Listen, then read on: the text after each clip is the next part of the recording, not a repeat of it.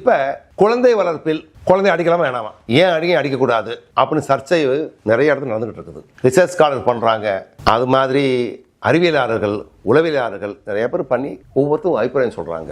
நம்ம எந்த அபிப்பிராயத்தை எடுக்கணும் உங்க இஷ்டம். ஆனா எடுக்கிறதுக்கு முன்னால 2-3 முக்கியமான ஃபேக்டரை மறந்துடக்கூடாது. இந்த மண், நம்முடைய பாரம்பரியம், நம்முடைய கலாச்சாரம், நம்முடைய உணவு, அணுகுமுறை, உறவுமுறை அப்படின்னு ஒரு ஹோல் பேக்கேஜ்ல குழந்தை வளர்ப்பு ஒண்ணு.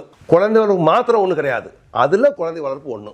ஏன்னா அவங்க எல்லாம் குழந்தையா இருந்து வளர்ந்தவங்க. இன்னைக்கு அப்பா ஒரு நாளைக்கு முன்னால குழந்தையா இருந்தவர், இன்னைக்கு குழந்தை நாளைக்கு அப்பாவா இருப்பாரு, அம்மாவா இருக்கலாம், தங்கையா இருக்கலாம், சொல்ல முடியாது. அதனால நம்ம என்ன பண்றோம்னா, காப்பி அடிப்பது நம்ம தொழிலாகி போச்சு. அமெரிக்காவில் குழந்தைகள் நீங்க நாங்கன்னு பேசணும், குழந்தைகளை திட்டக்கூடாது, அடிக்கக்கூடாது, குழந்தை வளர்ப்புல டூஸ் அண்ட் டோன்ட்ஸ் அப்படின்னு சொல்லி ஏதோ அங்க சொன்னதை எப்படி கிழிஞ்ச ட்ரௌசரு, கிழிஞ்ச பேண்ட், பர்கரு, பீஸா இதெல்லாம் கொண்டு வந்து காப்பி அடிச்சோமோ அதே மாதிரி காப்பி அடிச்சு குழந்தை வளர்ப்புல நம்ம குழந்தைய அழிச்சுக்கிட்டு இருக்கணும் உண்மை. ஏன்னா அது ஒரு பாகம். அங்க கலாச்சாரம் வேற, செக்யூரிட்டி சிஸ்டம் வேற, அணுகுமுறை வேற, பழக்க வழக்கங்கள் வேற, எல்லாமே இருக்கும்.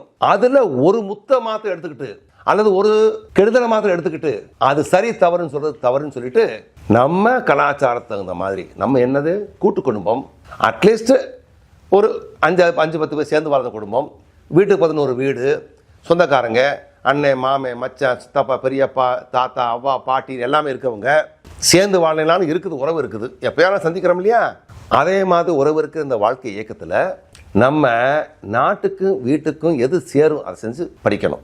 நம்ம வாழ்க்கையில் இன்பம், துன்பம், அரவணைப்பு, பொறாமை, கெட்ட எல்லாமே கலந்துதான் வாழ்க்கை. அதனால எல்லா உணர்வுகளும் இருக்கும். அந்த உணர்வுல அன்பு இருக்கும், கோபம் இருக்கும், பச்சாதாபம் இருக்கும், தவிர்க்கிறது எல்லாமே இருக்கும். அதுல இது சரி சொல்ல முடியாது, எல்லாம் இதுதான் வாழ்க்கை. சில சமயங்கள்ல இல்ல, நிறைய சமயங்கள்ல உண்மையிலே பாம்பு ஷுன்னு சொல்லுது, அது பாம்போட குணம். உஷுன்னு சொல்லேன்னு சொன்னா ஃப்ரை பண்ணி சாப்பிட்ருவீங்க நீங்க. உண்மையா பையா? நானும் சாப்பிட்ருவேன். நம்ம அணுகுமுறையில சிறிதா கொஞ்சமா ஆலோசனை பண்ணி என்ன தெரியுமா, குழந்தை வளர்ப்புக்கு எல்லாம் கொடுக்கணுங்க.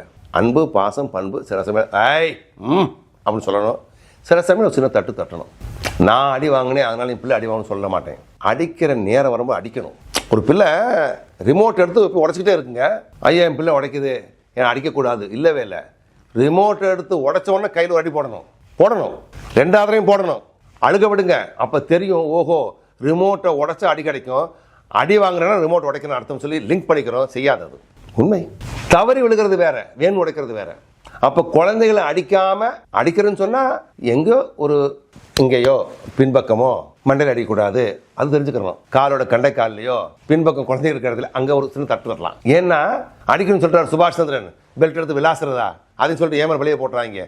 நாளைக்கு ஹைதராபாத் தேடி வந்துடுவாங்க, யார் ஏன் மொட்டை, அவன் தான் யூடியூப்ல சொன்னா விடுறா அவனு சொல்லி, ஆல்ரெடி மொட்டை நான். அதனால என்ன சொல்லுவானே, அடியாதவில்லை படியாத உண்மை. ஒரு மாடு பால் கறக்க போறங்க, அந்த மாடு பால் கறக்க விடாதுன்னு என்ன செய்வோம், காலை கட்டுவோம், அப்பையும் கறக்கவில்லை 4 அடி போடுவோம். உண்மையா பொய்யா?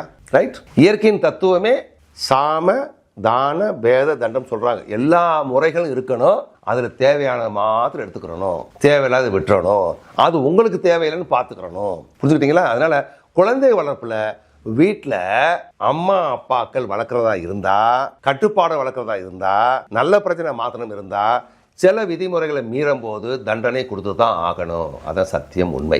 உதாரணம் சொல்லட்டுமா? ஜப்பான் போய் பாருங்க, ஆச்சரியப்பட்டு போவீங்க. குழந்தை வளர்ப்புல தானா வளர விடுறாங்க குழந்தைய.